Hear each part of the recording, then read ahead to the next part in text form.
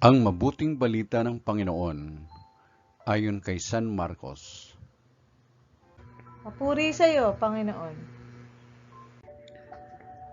Isang araw ng pamamahinga, naparaan si Jesus at ang kanyang mga alagad sa tabi ng preguhan. Habang daay, nangingitil ng uhay ang mga alagad.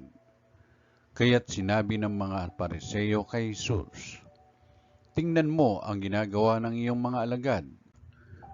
Bawal yan kung araw ng pamamahinga."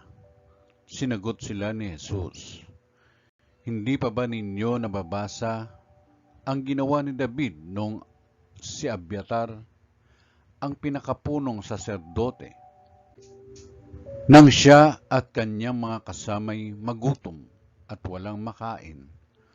Pumasok siya sa bahay ng Diyos at kumain ng tinapay na handog ng Diyos.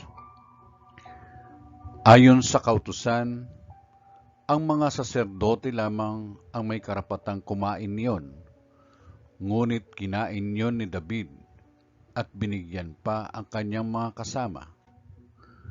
Sinabi pa ni Jesus, "Itinakda ang araw ng pamamahinga para sa kabutihan ng tao. Hindi nilikha ang tao para sa araw ng pamamahinga.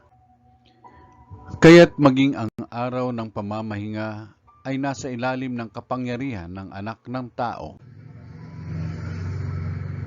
Ang mabuting balita ng Panginoon. Pinupuri ka namin, Panginoong Kristo.